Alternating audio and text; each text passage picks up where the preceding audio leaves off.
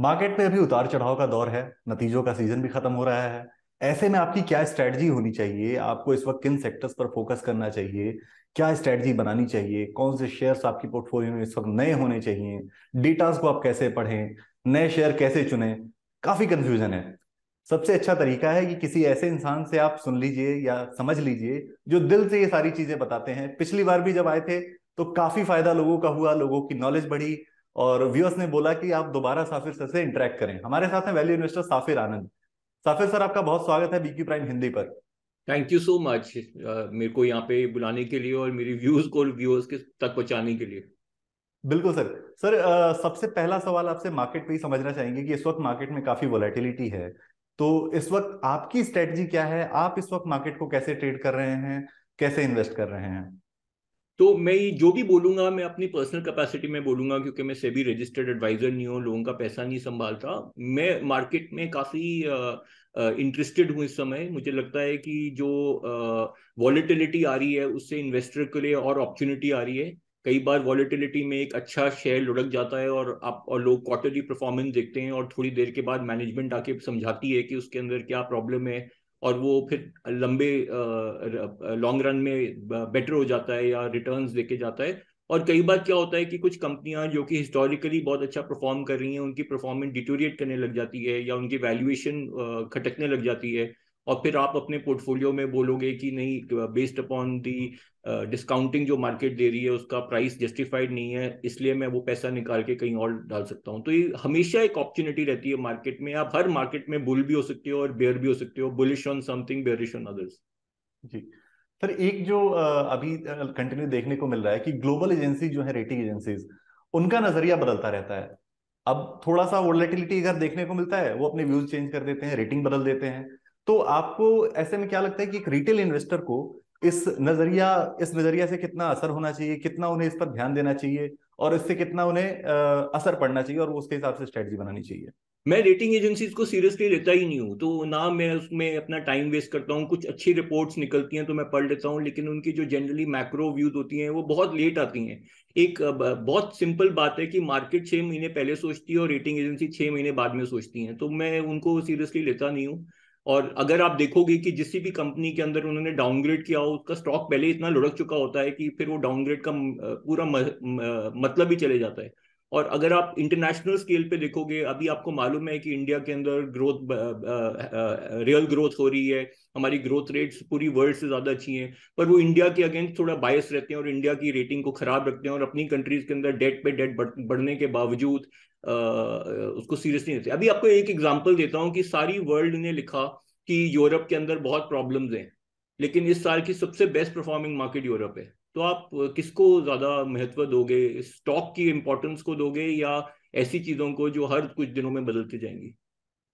जी, बिल्कुल। सो एक चीज इसमें सर, एक सवाल यहीं से उठता है कि फिर इन्वेस्टर ये पूछता है कि इस वक्त साफिर सर कहाँ इन्वेस्ट कर रहे हैं? तो उनकी होल्डिंग कहाँ है इस वक्त? सबसे ज्यादा किसी सेक्टर में या स्टॉक अगर आप बताना चाहें जहां आप सबसे ज्यादा फोकस कर रहे हैं, या सेक्टर में जहां आप सबसे ज्यादा इन्वेस्ट कर रहे हैं? मेरे हिसाब से अभी जो एनपीए साइकिल है वो सबसे लोएस्ट पर है, और अभी भी कुछ ऐसे बैंक्स हैं जिनकी प्राइस टू बुक एक के नीचे है। अब आपको कॉम्प्लेक्स करना है तो आप उनका कासा देखने लग जाओगे, उनके निम्स देखने लग जाओगे। कोई जना बोलेगा कि नहीं, अभी निम्स हाई हैं और आगे जाके कम हो सकते हैं। लेकिन मेरा पॉइंट ये है कि एक इन्वेस्टर का जो नजरिया है वो लॉन्ग टर्म होना चाहिए। लॉन्ग टर्म के अंदर क्रेडिट ग्रोथ साइकिल इंडिया में टेक ऑफ करना चाहिए। उसका क्लियर एग्जांपल है कि नॉन आईटी और नॉन कंज्यूमर, जो कि बहुत ही सेल्फ फाइनेंस बिजनेस ऑपरेशंस हैं, रेस्ट ऑफ द इकोनॉमी के अंदर, चाहे वो इंफ्रास्ट्रक्चर हो चाहे वो कैपिटल गुड्स हो, वहां पर अभी डिमांड स्टार्ट हुई है, ट्रैक्शन, ऑर्डर बुक्स हो रहे हैं, डिमांड ट्रैक्शन हो रही है। वो बैंकिंग से बहुत वेल कनेक्टेड है। और दूसरी चीज है कि इंटरेस्ट रेट्स हाई होने के बावजूद अब लगता है कि इंटरेस्ट रेट कहीं जाके थमेंगे। और अगर इंटरेस्ट रेट जब थपेंगे तो इनफैक्ट डिमांड ग्रोथ आनी चाहिए in sectors like housing, cars, loans, etcetera etcetera. तो वो भी मुझे लगता है एक तरीके से पॉजिटिव है। तो बैंकिंग एक ऐसा सेक्टर है। दूसरा सेक्टर जो मुझे बहुत ही पसंद है वो लॉजिस्टिक सेक्टर है, क्योंकि इंडिया के अंदर आप अगर रोड्स की रोज बात करते हो कि हम इतने किलोमीटर रोड बनाते हैं, हम वंदे भारत ट्रेन ला रहे हैं, हम ट्रैवल डिस्टेंस कम कर रहे हैं, तो the speed at which transportation होगा from one state to another state वो बहुत ही फास्ट हो जाएगा। और उसका उसका उसका इम्पैक्ट वेयर हाउसिंग और लॉजिस्टिक्स के ऊपर बहुत ही डेफिनेट होगा। ऐसा हो ही नहीं सकता कि कंट्री के अंदर ग्रोथ हो और लॉजिस्टिक्स सेक्टर अच्छा ना चले। तो जो शॉर्ट टर्म प्रॉब्लम्स होती हैं लॉजिस्टिक्स की, क्योंकि अभी supply chain issues and all थी, वो मुझे नहीं लगता कोई इतनी सीरियस कंसर्न है। तो तीसरा सेक्टर जो मुझे बहुत अच्छा लगता है वो डिफेंस है, क्योंकि ये आप अभी भी जो एक्सपो चल रहा है उसकी कमेंट्री पढ़ोगे, आज भी एक हिंदुस्तान एरोनॉटिक्स ने कमेंट्री दी है कि उसके जो प्रोडक्ट्स हैं वो अब इंडिया के बाहर भी जाएंगे और उसको 3-4 कंट्रीज के ऑर्डर आ रहे हैं। अभी स्टेटमेंट आई है कि इंडिया के अंदर 2000 प्लेन्स की रिक्वायरमेंट है इस समय। तो आप उसकी उससे नतीजा लगा सकते हो कि कितनी ग्रोथ हो सकती है इस पर्टिकुलर सेक्टर में। 2000 प्लेन्स इसकी बात कर रहा हूँ वो पैसेंजर लेवल पे हैं, बट हर कंट्री अपनी इंडिजिनियस प्रोडक्शन पे कॉन्सेंट्रेट कर रहा है और उसके बहुत सारे फायदे अभी मुझे लगता है दिखेंगे। और फिर जी मैंने बोला चौथा सेक्टर सेक्टर नहीं है, चौथा सेक्टर है अच्छी कंपनी जिसकी मार्केट पिटाई कर रही है और आपको वो अभी एक क्वार्टर के ऊपर वोट कर रही है और आपको वो 2-3 क्वार्टर 4 क्वार्टर 1 साल 2 साल में वो उसमें काफी पैसा बन जाएगा। आप अंदाजा लगाओ अगर कोई स्टॉक 3 साल में डबल हो जाता है तो आपको क्या फर्क पड़ता है कि वो आज की डेट पे किस प्राइस पर है। आपको तो आगे देखना है, पीछे नहीं देखना। जी बिल्कुल बिल्कुल। सर एक जो सवाल यहीं से एक निकल कर आता है कि आप ऐसे टाइम में जब आप कह रहे हैं कि इन 4 सेक्टर्स पर फोकस करना चाहिए, जो मिड कैप और स्मॉल कैप है, मैंने एक आपका ट्वीट भी देखा, आपने वैलेंटाइन डे पे एक ट्वीट किया था मिड कैप और स्मॉल कैप के लिए। तो उनमें आपका अभी क्या नजरिया है कि क्या ये उनकी गिरावट जो है वो चलती रहेगी या फिर उनमें अब रिकवरी का दौर आने वाला है, या उन पर ध्यान देना चाहिए अब? नहीं, अगर आप ट्रेडिशनल डेटा के बेसिस पे चलोगे तो मिड कैप और स्मॉल कैप रैली ड्यू है। तो अगर आप बिलीव करते हो कि मार्केट अपने पैटर्न्स को फॉलो करती है तो वो रैली ड्यू है। लेकिन वो कहना बहुत मुश्किल होता है क्योंकि मार्केट बहुत मूडी है। तो अब आप उस पॉइंट से अगर उस नजरिया से देखोगे तो आपके माइंड के अंदर आपको एक बायस हटाना है और सोचना है कि क्या मैं एक अच्छी कंपनी एक अच्छे वैल्यूएशन पे खरीद रहा हूँ, चाहे वो लार्ज कैप हो, मिड कैप हो, स्मॉल कैप हो। अब मेरे को इंटरेस्टिंग ये लगता है कि ये जो मिड कैप्स और स्मॉल कैप है ये छेड़छाड़ी कर रहे हैं। पहली हम्म, बात तो जैसे लोग बोलते हैं कि मिड कैप इंडेक्स अपने या स्मॉल कैप इंडेक्स अपने हाई से सिग्निफिकेंटली लो है, रियलिटी है कि कुछ स्टॉक्स लो हैं और कुछ स्टॉक न्यू हाई पे भी आ रहे हैं।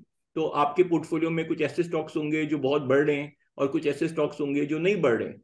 अगर वो जो स्टॉक नहीं बढ़ रहे आपको बहुत नुकसान नहीं दे रहे, ये नहीं कि उसके अंदर 50-60% ड्रॉ डाउन हो गया, तो आपको वो एक तरीके से स्पॉन्सर हो रहे हैं फ्रॉम द वंस जो अच्छे चल रहे हैं। और आप में फिर देखना है कि वो कंपनी क्या कर रही है, मैनेजमेंट इस टफ टाइम में जहाँ पे इन्फ्लेशन रॉ मटेरियल प्रॉब्लम्स हैं क्या कर रही है। अगर अगर वो मैनेजमेंट्स अच्छी हैं, कैपेक्स कर रही हैं, अपने कैश के ऊपर पॉलिसीज अच्छी कर रही हैं, उनकी क्रेडिबिलिटी अच्छी है, उनकी लॉन्जिटिविटी अच्छी है, लंबे रेस के घोड़े हैं, तो फिर आपके लिए ये एक SIP मॉडल बन जाता है उन कंपनियों में अपना इन्वेस्टमेंट बढ़ाने के लिए, जो कि मैं भी कर रहा हूँ।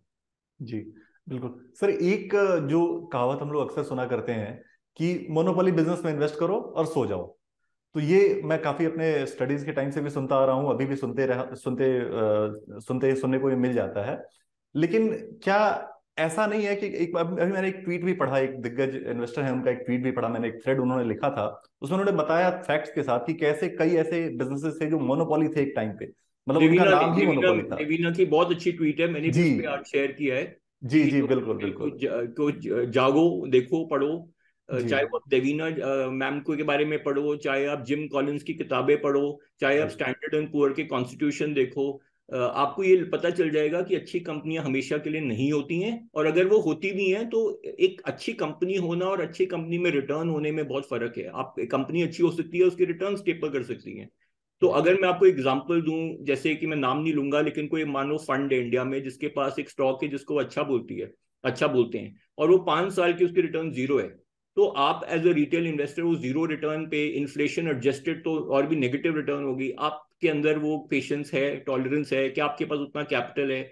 मेरे को नहीं लगता कि रिटेल इन्वेस्टर, क्योंकि बहुत सारे रिटेल इन्वेस्टर इन्वेस्टमेंट से कमाई चाहते हैं, वो ये भी चाहते हैं उनके खर्चे चलें, उनके रिक्वायरमेंट्स आए, उनका कॉर्पस बढ़े, उनकी और भी जरूरत होती है।